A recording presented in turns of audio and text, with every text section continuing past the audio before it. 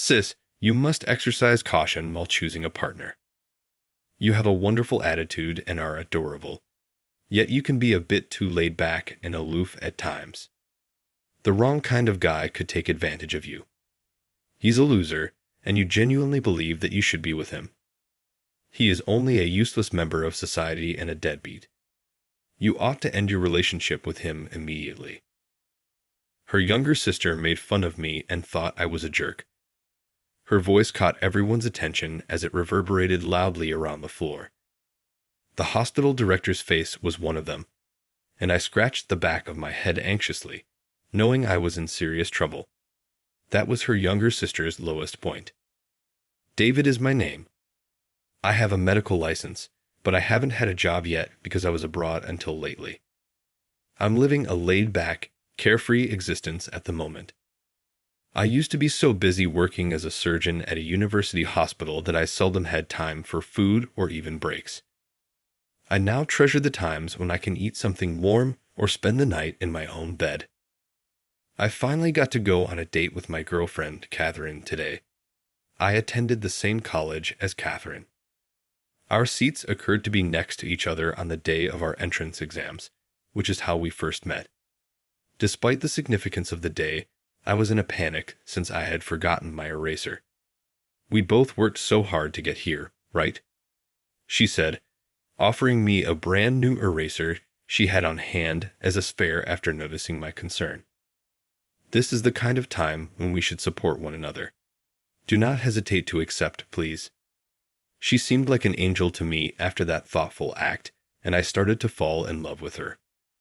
Fortunately, Catherine and I both passed the tests, and we were able to reconnect during the orientation.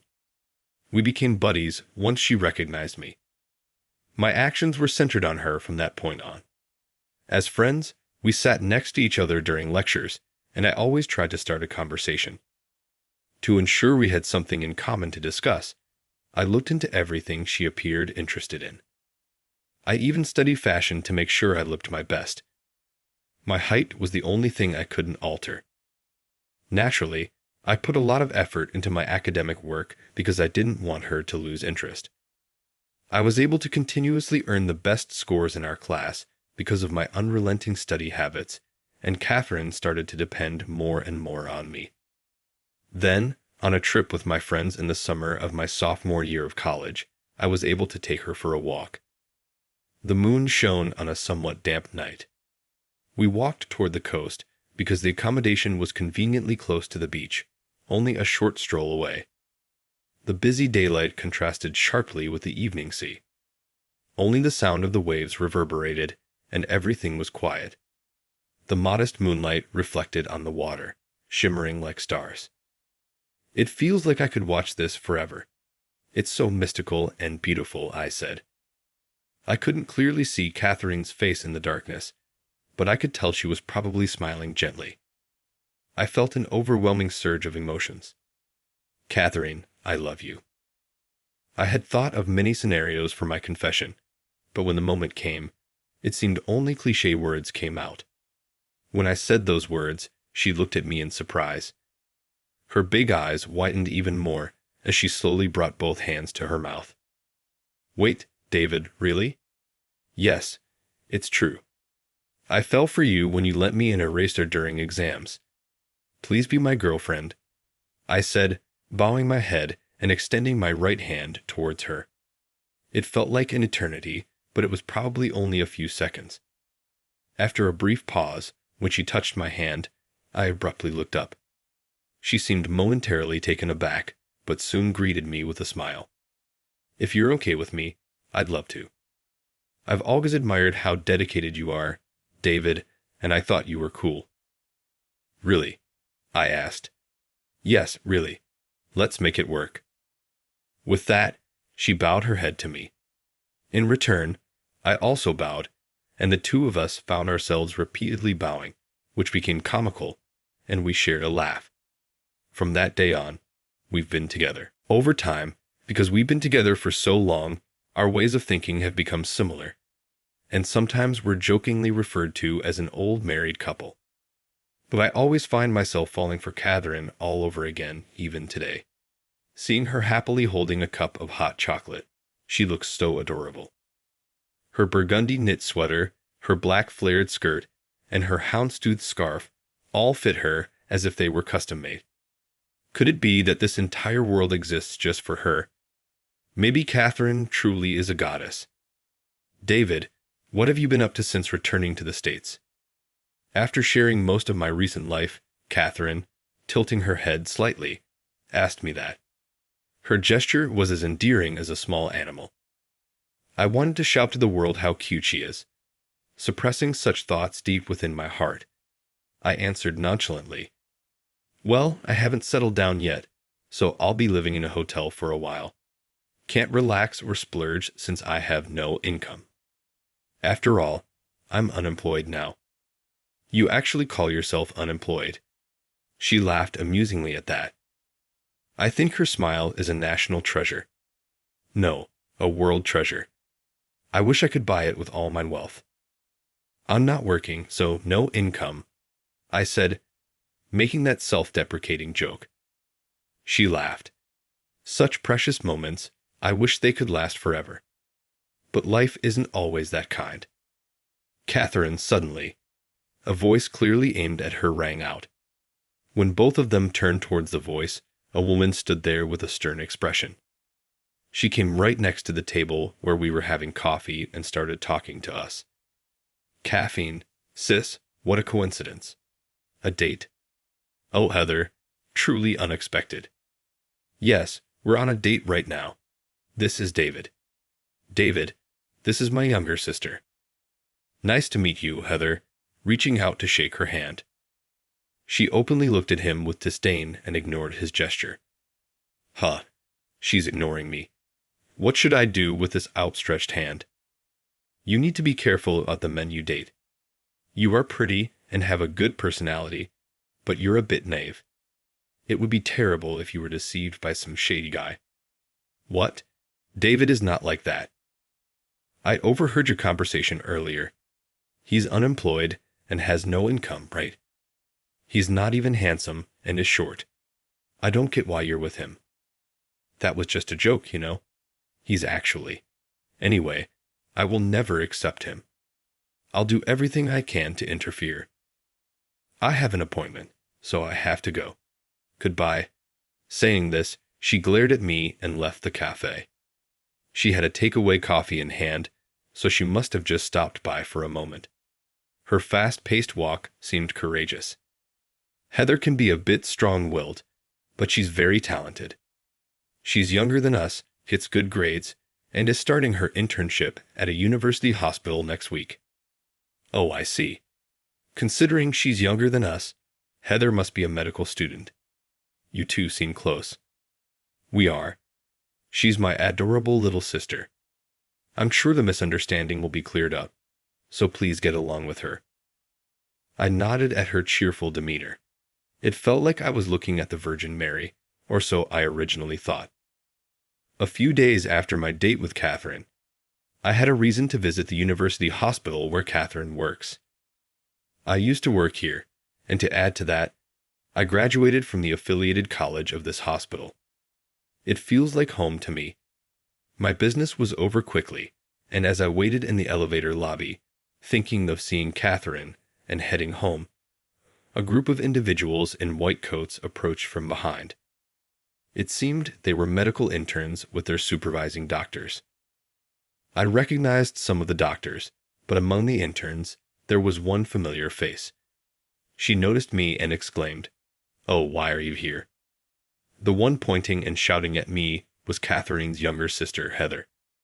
Pointing at someone is considered rude, I thought, trying to muster a smile. I couldn't tell her the real reason I was here, so as I was thinking of a way to sidestep the question, Heather continued to rant. "Did you come to see Catherine? What, are you a stalker? Jobless, ugly, and a stalker. How low can you go? I won't let you near her, you criminal." "Hey, calm down, Heather. Don't call me by my name. Just because my sister is kind and can be easily deceived doesn't mean she's calling for a man like you. Just go home and be jobless. My sister deserves someone smart, tall, Handsome, kind, and capable of doing house chores, the exact opposite of you. Hey, stop it, Heather. This man is. Stay away from my sister. If you keep hanging around, I'll call the police. Oh, I don't have my phone because I'm on duty. Is this your doing? What are you talking about, Heather? Calm down, please. You seem really confused. One of my former colleagues, a doctor, tried to intervene, but Heather kept glaring at me. Look, this man used to be Dr. Abbott, a surgeon at this hospital. Heather looked back and forth between me and the former colleague, surprised. But didn't you say he was jobless and had no income? Well, I had just returned from Germany and hadn't settled into a job yet, so technically I was without an income at that time. But even if you had a medical license, if you didn't have a job, you were unemployed, right? That's true, but David will be rejoining our staff as of today. The person who said this, emerging from behind, was the hospital's director. This elderly gentleman, with a laid-back demeanor, handed me a paper while smiling. David, you left this behind. Here's your appointment letter. See, it's dated today for your return to surgery. The interns should remember his face. He's a brilliant surgeon who pulled off numerous complex surgeries. Watching him operate is a great learning experience. Indeed, the reason I came to this university hospital today was to work here again. The director, Jonan, had graciously sent me off to Germany and ensured I had a place when I returned. The director always believed in my skills and tolerated my whims. I owe a lot to Director Johnson, and I need to repay those favors. Hey, Heather, you wanted to be a surgeon, right? You'll be owing a lot to him. Better thank him now while you can. The doctor standing next to Heather said, patting her shoulder. Heather, in shock, murmured, I can't believe it. Well, it can't be helped. I hate to say it about myself, but I kind of look unreliable, and some even say I look just like a student. But no matter how good a surgeon he is, he's been neglecting my sister for so long. I know Catherine's been lonely, so I wanted to see what kind of guy her boyfriend was and followed you. You seemed so unreliable. I've been neglecting Catherine. It hurts when she says that. Heather probably loves her sister Catherine very much. That's why she's so aggressive towards me. If her sister's seemingly neglectful boyfriend turned out to be unemployed, it would make sense for her to be upset. After all, I was the one who convinced Catherine to stay behind while I went to Germany alone. But it was just as I was about to speak, a chime, different from the usual announcement in the hospital, echoed throughout. Code Blue. Code Blue. All medical staff, please assemble at the cardiology department. Hearing this, I immediately ran. A code blue is broadcasted when a critical emergency occurs and immediate medical attention is needed. Several other doctors and nurses also rushed for the location. Of course, I wanted to save a life, but I was also filled with a bad premonition. Catherine was visiting the hospital today for a regular checkup because of her heart condition. I thought I'd see her after finishing my own tasks, since medical exams usually involve a lot of waiting. Catherine has a rare heart condition, so she needs to undergo regular checkups. There are many patients at the university hospital, so I was hoping it wasn't her. Even though I felt that way, the nagging feeling wouldn't go away. And as it turned out, my hunch was spot on. Catherine, hang in there. It was undoubtedly Catherine that the nurse was desperately performing CPR on. She had a ghost white face with her eyes firmly closed. She seemed utterly worn out, and her breathing appeared quite labored. Catherine, what happened? I asked a nearby nurse about the situation. She collapsed suddenly after her examination. We've been performing chest compressions for the past 2 minutes. The AED is ready. Got it. Let me take over, please. Catherine, wake up. I took over the CPR from the nurse and kept calling out to her. But there was no change in Catherine's condition. The medical team was bustling around us. It's all to save a life. My sister. No way. Heather, who seemed to have arrived later, was also there, but I couldn't pay attention to her right now. I desperately called out to Catherine while performing CPR. The AED is here. A doctor rushed over with an AED and promptly began to set it up. It's ready. Step back, Dr. Abbott said. An electric jolt was administered with a beeping sound, but the situation remained unchanged. Catherine, Catherine. I continued CPR while waiting for the next electric shock. Administering shock. Step back. After the second shock, Catherine showed a faint coughing response. She's back. A response meant her heartbeat had returned. A wave of relief washed over everyone present, but it was too soon to relax. David, the operation room is ready. Can you do it? Absolutely. Let's do it. His calm demeanor from earlier was gone. The serious expression came from Director Johnson, the hospital director. Director Johnson was aware of Catherine's condition and had allowed me to continue my medical duties while also treating her. He consistently updated me on the progress of her condition and her test results. Of course, we'd obtained her permission first. Catherine's condition was rare in the States, so it was largely unclear how to treat it. The only treatment was symptomatic, and it was agonizing to just watch her heart weaken over time. She had accepted her illness and merely offered resigned smiles. Then, I found a paper from Germany detailing similar cases that had been completely cured with surgery. It was a ray of hope for me. If there was a chance to cure Catherine's illness, I'd do whatever it took without a second thought. I reached out to a hospital in Germany, and in no time, my trip to Germany was set. However, Catherine was hesitant. I appreciate your feelings, David, but I might not have much time left. It'd be too lonely without you by my side. I don't want to be alone. Please stay with me. Let's create a few more memories. I wish you wouldn't say that.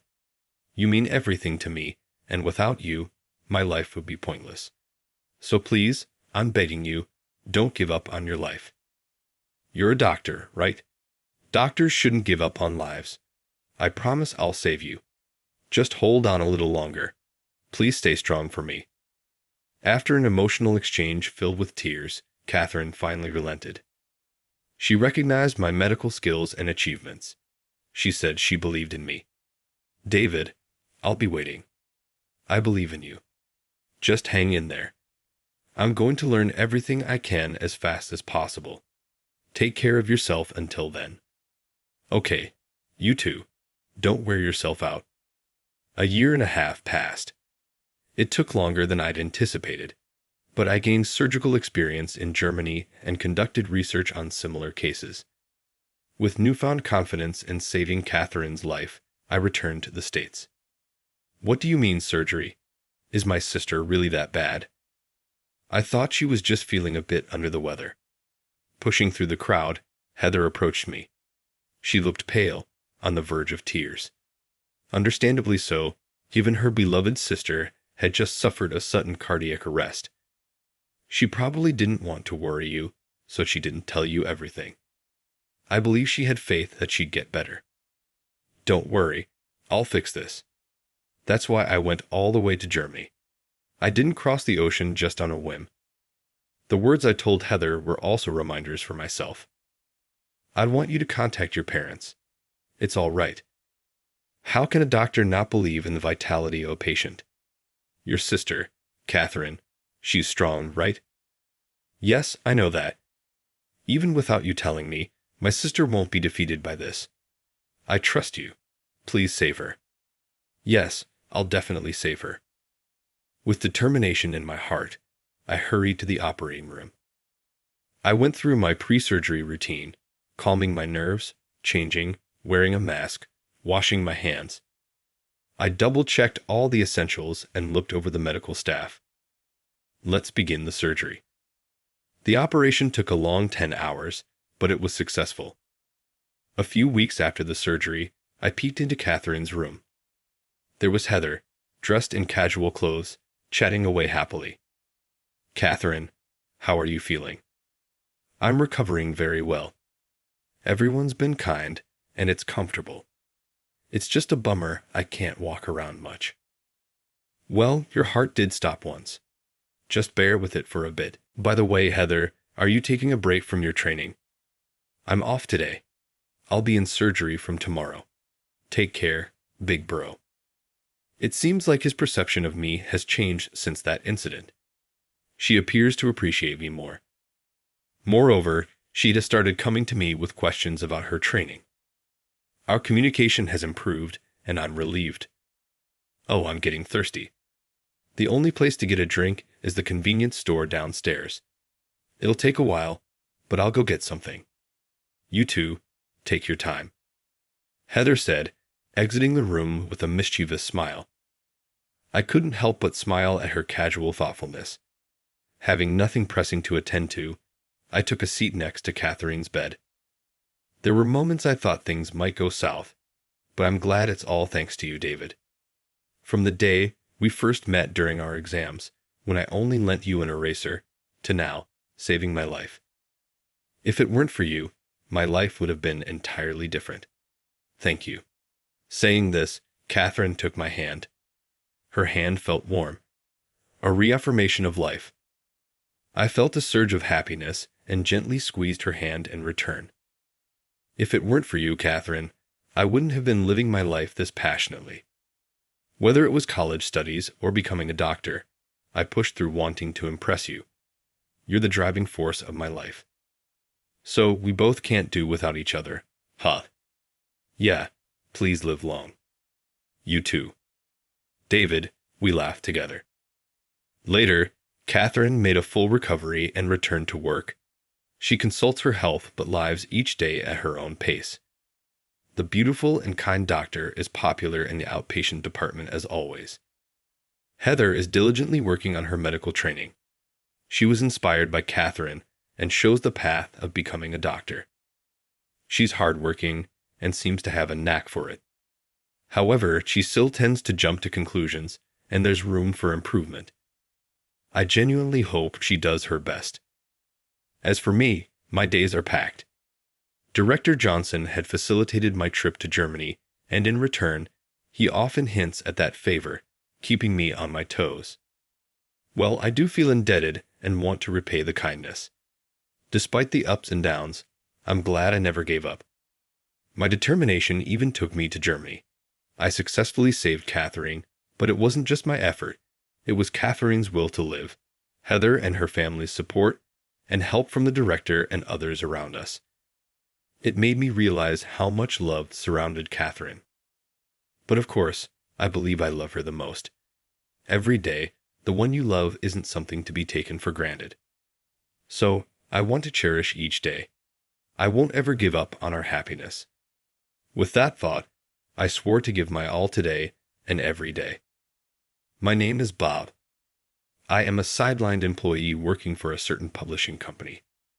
This year, I'm hitting the big 40 and still haven't settled down. Now, that's not to say I've never had a girlfriend. I had one back in college. We met at a literary club, bonding over a shared love for a particular novelist, which led us to dating. After graduating, we stayed close since we worked near each other, and our relationship was as solid as ever. Never had a fight with her, and I used to think I wanted us to always be this close. Maybe even get married someday. Turns out, I was the only one thinking that. She started getting closer to a senior colleague at her job, and our meetings started becoming less frequent. By my second year in the workforce, she broke things off.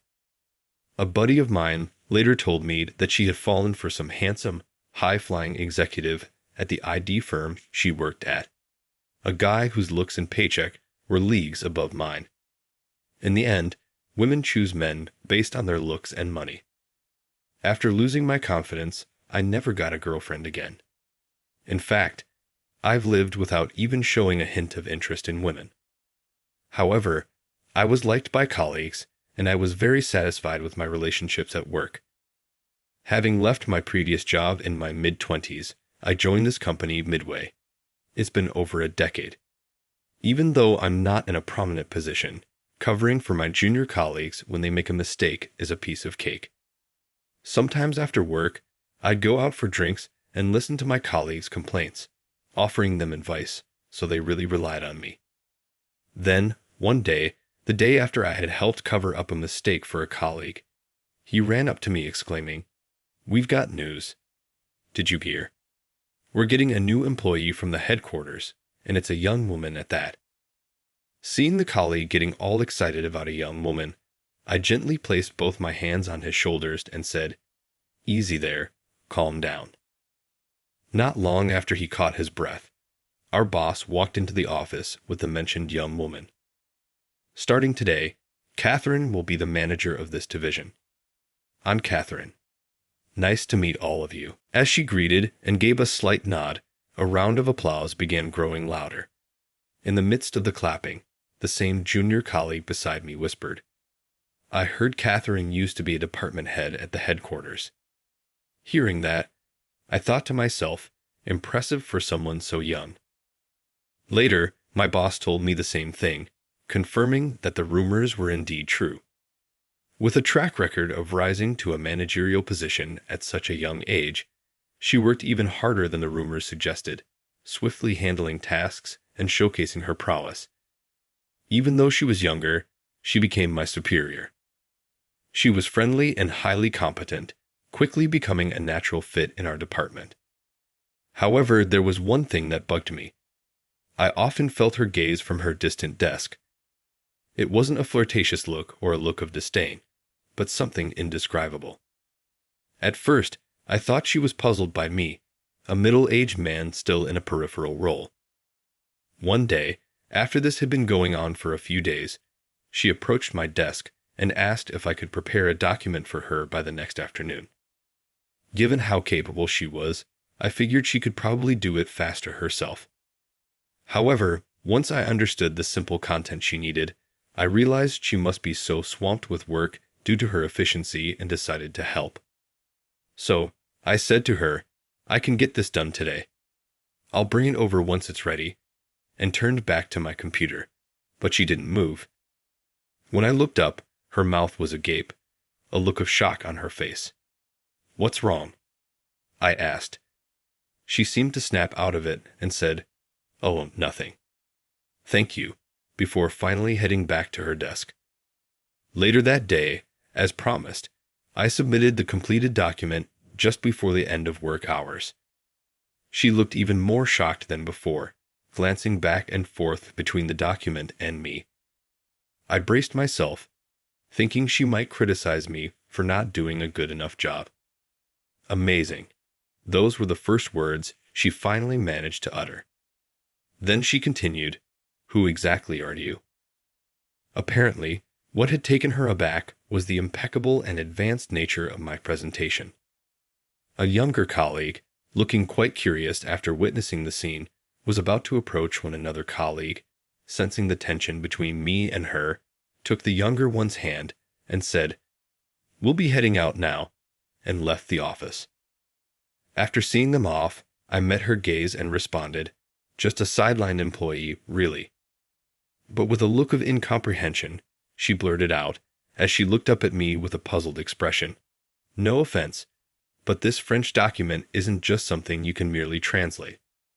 Even folks at our headquarters find it intricate, and yet you've compiled it so flawlessly. It's unbelievable."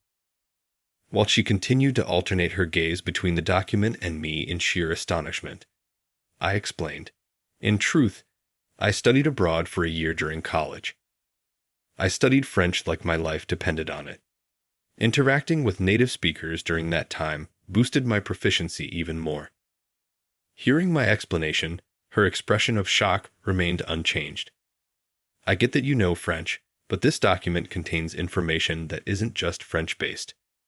For a typical employee, translating non-French parts takes time. But you've done it so quickly. Just how many languages can you comprehend?" I simply responded with, "About 5, stating only the fact. At my brief response, she looked even more startled, almost as if she'd seen a ghost. "I can't believe someone of your caliber isn't in a top position here or at the headquarters," she said, holding her head in disbelief.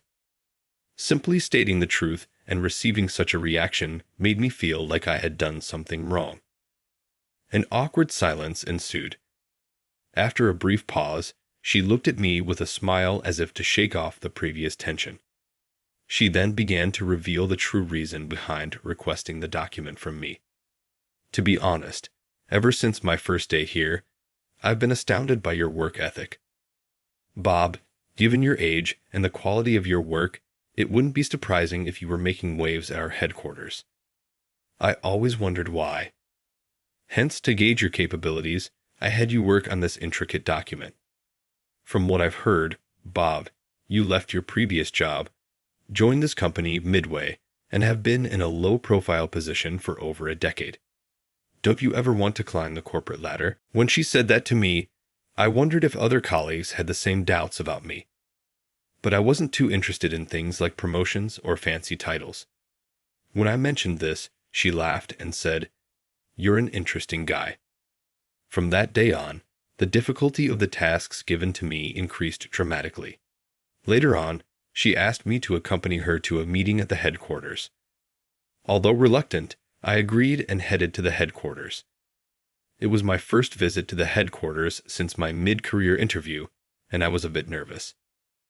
The meeting was about an upcoming business book for young people. Before the meeting started, I had thought I'd just attend and not voice my opinions. But once it began, I couldn't suppress my thoughts. Before I knew it, I was suggesting various ideas, and most of the employees at the headquarters nodded in agreement, their faces showing astonishment. The CEO was also present, and after the meeting, I was called into his office. I went with Catherine.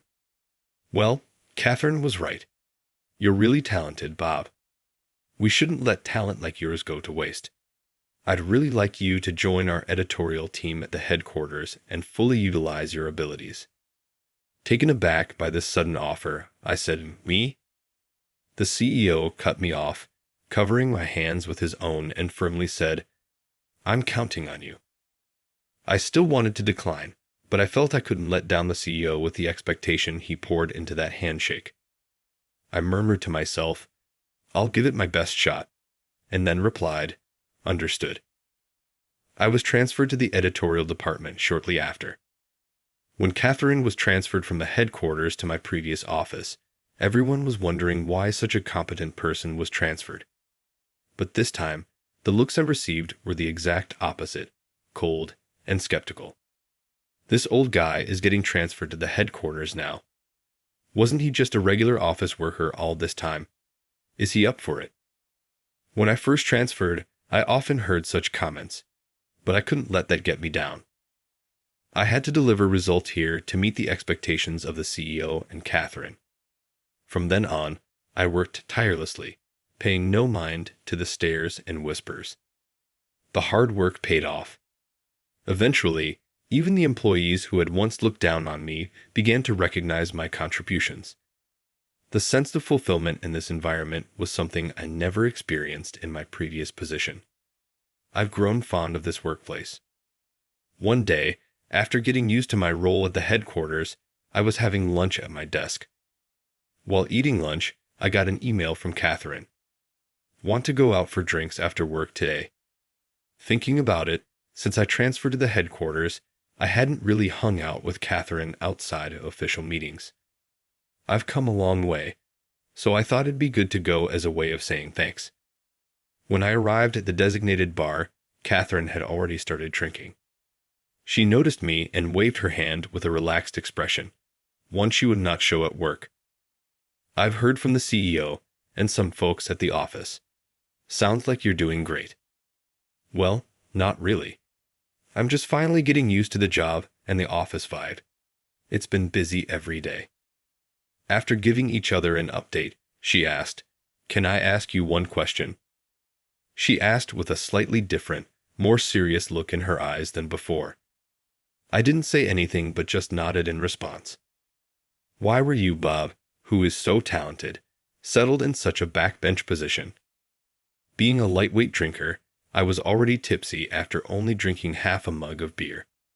Maybe because of that, I started sharing a story I'd never told any of my colleagues before. I actually graduated from Harvard, but on the resume I submitted to this company, I listed a different university. I couldn't see her face, but I could guess she probably had the same shocked expression she showed when she managed to understand a challenging document in a short time. Ignoring her reaction, I continued my story. In my previous company, which was over a decade ago, I was brimming with enthusiasm from the get-go. I wanted to climb the corporate ladder and be among the elites. Not only did I have the ambition, but I was also one of the top performers among my peers. For a while, my colleagues were just as driven as I was. Every day was competitive and challenging, but it felt fulfilling. However, at some point, jealousy began to seep in from my peers. Before I knew it, they'd say things like, "Of course, he can do it. He's a Harvard grad." I found myself taking on their work as if they were pushing it onto me out of spite. Gradually, the mental pressure took its toll, and I fell into depression. The next thing I knew, I had quit my job. People had such high expectations because of my Harvard background, thinking I could handle anything. I began to wonder if it was better to pretend to be less competent to avoid the extra stress. That's why I had the fact that I was a Harvard grad and lied on my resume. Once I finished my story, I looked over at her. She seemed more engaged than I had expected, and I felt reassured. That sounds tough. I kind of get it now. Well, honestly, pretending to be incompetent and being a sidelined employee at this company was easy at first. But if I hadn't met you, I might have just coasted until retirement without ever feeling this fulfilled. While I initially felt out of place when I transferred to our headquarters, now I really enjoyed working with my colleagues in the environment. I owe a lot to you, Catherine. I can't thank you enough. Expressing my gratitude was a big reason I came here today, so being able to convey it made me feel refreshed. As for her, she looked a bit bashful and humbly said, "Oh, please. I didn't do much," though her expression hinted she appreciated the compliment. We chatted for a bit longer before she suddenly remembered. "Oh, right, I invited you here today because there's someone I want you to meet, Bob. Apparently, this individual is a professor, also a Harvard grad like me. I heard that he is a well-known professor in the publishing world, and that books written by him are sure to become bestsellers. He can be a bit stubborn and difficult, but maybe he'll listen if it's you." A few days later, Catherine and I went to meet the professor. "Hello," Catherine greeted as she opened the door. The professor, seated and engrossed in a newspaper, looked up with an exasperated expression and said, "You again?" "I have someone I'd like to introduce today," Catherine said, giving me a strong push from behind to prompt me forward. "Pleased to meet you. I'm Bob from Tez Publishing." Despite Bob being a Harvard grad, he listed a different college on his resume and was sidelined at his job until recently. Her spilling the beans about my past right off the bat made me bow my head in surprise and embarrassment. However, the professor's reaction was unexpected. "Now, isn't that intriguing?" he remarked, breaking into a cheerful laugh. "Well, let's at least hear what you have to say. You came to discuss publishing, didn't you?" I had been on guard because Catherine had warned me about his stubborn and difficult nature, but now that the ice was broken, I felt relieved. Prompted by the professor, Catherine and I took seats across the table from him. I was anxious about the possibility of him diving into technical topics I wouldn't be able to answer. However, our conversation remained casual. We chatted about me, about Catherine, and touched a bit on the publishing industry. Losing track of time, it was evident the professor had warmed up to me. "Man, Bob, you're not only entertaining, but also sharp. If you be the lead editor, I consider publishing with your agency." "Really?" "Yes, but if we're doing this, we're aiming for a bestseller. I don't want to compromise on the content, so give it your all. Bob, I'm counting on you." And with that, I had won his favor. Just as Catherine had hoped, we got to discuss publishing. We did it, Bob. With your persuasion, even that stubborn professor was moved. I modestly replied, it wasn't all me. I didn't do much, but deep down, I was ecstatic like never before. I couldn't believe I'd have the chance to work with such an esteemed individual like the professor in my life. The thought alone made me look forward to each new day. The business book for young adults that the professor and I collaborated on was a massive success. I was convinced that with the professor, we could produce future classics. And so, I delved even deeper into my work. That effort was never in vain. The books the professor and I released kept hitting the bestseller list, and my presence in the editorial department had grown immensely compared to before. And when I say it had grown, I don't just mean in terms of prominence. The sense of fulfillment I felt, something I would never have experienced in my previous job or back when I was just another face in the crowd, was incomparable to the past. Later on, my relationship with Catherine evolved from work colleagues to dating. Now we're married and have been blessed with a beautiful daughter. My life, which was once set on coasting through average days until retirement, underwent a significant transformation after meeting Catherine and the professor. I hated my job because of my excellence, and at one point, I even gave up my hard-earned title of Harvard grad. However, I was able to change thanks to encounters with people who could be described as fate.